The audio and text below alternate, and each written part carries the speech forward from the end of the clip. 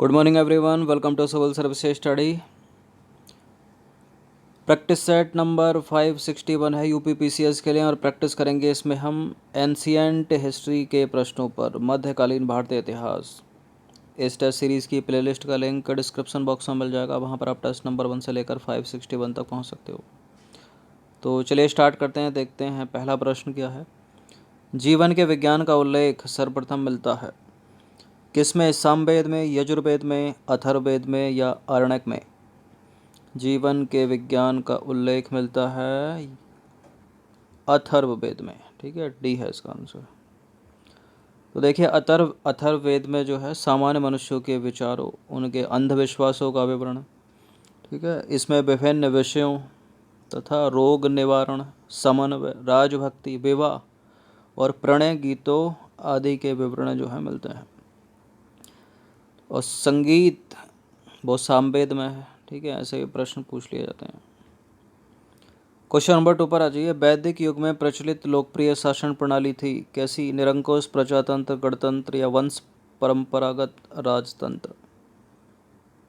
कौन सी शासन प्रणाली थी? वंश परंपरागत राजतंत्र था। ठीक है, वैदिक युग में। तो वैदिक काल में प्रचलित लोकप्रिय शासन प्रणाली वंश परंपरागत राजतंत्र थी। जनता द्वारा चुनाव के भी कुछ उदाहरण लेकिन यहाँ पर मिलते हैं।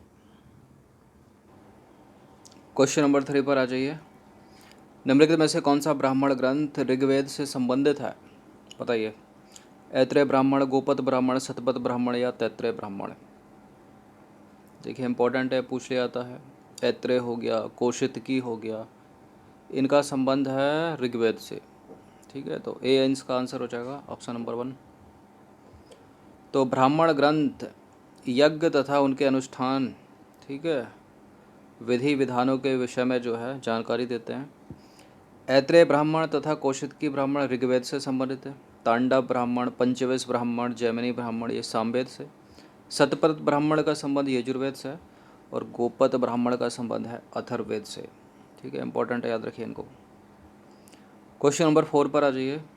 ऋग्वेद काल में जनता निम्न में से मुख्यतः किस में विश्वास करती थी? बताइए। मूर्ति पूजा, एकेश्वरवाद, देवी पूजा।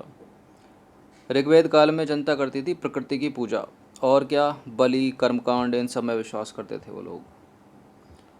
तो ऋग्वैदिक लोग जो है प्रकृति की शक्तियों, ठीक है, जैसे कि वैदिक देवता और देवियों, उनसे प्रार्थना करते थे। ठीक है, और बलि और कर्मकांड में विश्वास करते थे, यानी यज्ञ में। क्वेश्चन नंबर 5 पर आ जाइए। निम्नलिखित में से कौन सी वह ब्रह्मवादिनी थी जिसने कुछ वेद मंत्रों की रचना की? लोपामुद्रा, उमा, लीलावती या सावित्री? कौन थी वो? लोपामुद्रा थी। तो देखिए वैदिक साहित्य में ऐसी कई विदुषी स्त्रियों का उल्लेख मिलता है जिन्होंने वेद मंत्रों की रचना की थी, जैसे अपाला हो गई, घोषा हो गई, विश्वारा हो गई, लोपामुद्रा थी। ये जो लोपामुद्रा थी वो अगस्त्य ऋषि की पत्नी थी।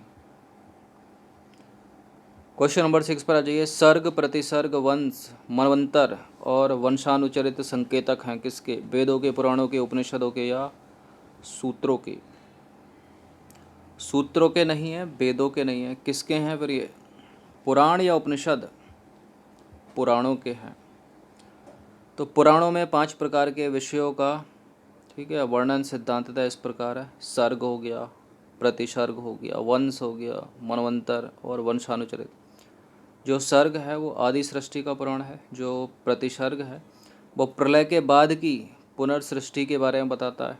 ठीक है, वंश की बात करें तो वंश में देवताओं तथा ऋषियों के वृक्ष, वंश वृक्षों का वर्णन है। और मनवंतर में कल्प के महायुगों का वर्णन है। और वंशानुचरित जो है पुराणों के अंग हैं, ठीक है, जिनमें राजवंशों की तालिकाएं दी हुई हैं और राजनीतिक अवस्थाओं, कक्षाओं तथा घटनाओं का वर्णन है। क्वेश्चन नंबर 7 पर आ जाइए। महाभारत मूलतः किस रूप में जानी जाती है? ये यूपीपीसीएस प्रश्न कर चुकी है अभी 2-3 वर्ष पहले।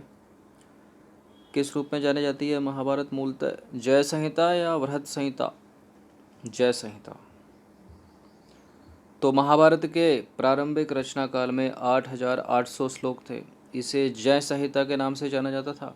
जो महाभारत का दूसरा संस्करण है वो था भारत, जिसमें श्लोकों की संख्या थी 24,000। और वर्तमान महाभारत में 1 लाख से अधिक जो है श्लोक प्राप्त हैं। और यह जो है अंतिम संस्करण इसका। और इसे कहा गया है क्या? इसे कहा गया है महाभारत या सत्र सहस्त्री संहिता। ठीक है। क्वेश्चन नंबर 8 पर आ जाइए। ऋग्वेद की मूल लिपि थी। ऋग्वेद की मूल लिपि देवनागरी नहीं है, खरोष्टी नहीं है, पाली नहीं है, ब्राह्मी। तो ऋग्वेद की मूल लिपि जो है वो ब्राह्मी थी। ऋग्वेद में कुल 10 मंडल हैं तथा 1028 सूक्त हैं। ऋग्वेद के पुरोहित को होत्र कहा जाता था। क्वेश्चन नंबर 9 पर आ जाइए। शून्यता के सिद्धांत का सबसे पहले प्रतिपादन करने वाला बौद्ध दार्शनिक कौन है? बताइए। Nagarjuna, option number A. तो शून्यता के सिद्धांत का प्रतिपादन करने वाले बौद्ध दार्शनिक का नाम नागार्जुन है। नागार्जुन ने प्रतीत्य समुत्पाद को ही शून्यता कहा है। ठीक है। नागार्जुन की प्रसिद्ध रचना है माध्यमिक कारिका। इंपॉर्टेंट है, याद रखिएगा, मैच करने के लिए पूछ सकती है। क्वेश्चन नंबर 10 पर आ जाइए। गौतम बुद्ध को एक देवता का स्थान किस राजा के युग में प्राप्त हुआ? ये इंपॉर्टेंट हो सकता है प्रश्न। देखिए, चौथी बौद्ध संगीति आपको याद हो तो उसमें जो है बौद्ध धर्म 2 अलग और स्वतंत्र संप्रदायों में विभक्त हो गया था, हीनयान और महायान। ठीक है। एक मूर्ति बनाकर पूजा करते थे, उनका तो कनिष्क का काल था वो। ठीक है। चतुर्थ बौद्ध संगति। तो कनिष्क के शासनकाल में संपन्न चतुर्थ बौद्ध संगति में बौद्ध धर्म हीनयान और महायान नामक 2 स्पष्ट और स्वतंत्र संप्रदायों में विभक्त हो गया था। महायान शाखा में बुद्ध को देवता माना गया और उनकी पूजा की जाने लगी। इस प्रकार कनिष्क के काल में बौद्ध धर्म की महायान शाखा के तहत गौतम बुद्ध को एक देवता का स्थान प्राप्त हुआ। तो उत्तर क्या है? अशोक लगाकर गलत मत कर देना। उत्तर है कनिष्क, कुषाण शासक कनिष्क। भूमि स्पर्श मुद्रा की सारनाथ बुद्ध मूर्ति संबंधित है कौन से काल से? गुप्त काल से। गुप्त काल से। तो भूमि स्पर्श मुद्रा की सारनाथ बुद्ध मूर्ति जो है गुप्त काल से संबंधित है। इसकी आध्यात्मिक अभिव्यक्ति, गंभीर मुस्कान तथा शांत ध्यानमग्न मुद्रा भारतीय कला की सर्वोच्च सफलता का बखान करती है। क्वेश्चन नंबर 12 पर आ जाइए। भारतीय इतिहास से रिलेटेड निम्नलिखित में से कौन भावी बुद्ध हैं जो संसार की रक्षा हेतु अवतरित होंगे? कौन है वो? अवलोकितेश्वर, मैत्रेय, लोकेश्वर या पद्मपाणि? मैत्रेय, सी। तो बौद्ध मान्यताओं के अनुसार जो है मैत्रेय एक बोधिसत्व है जो पृथ्वी पर भविष्य में अवतरित होंगे और बुद्ध, ठीक है, बुद्धत्व प्राप्त करेंगे तथा विशुद्ध धर्म की शिक्षा देंगे संसार को। क्वेश्चन नंबर 13 पर आ जाइए। सुल्तानी युग में बौद्धों की कौन सी शाखा सबसे प्रभावशाली थी?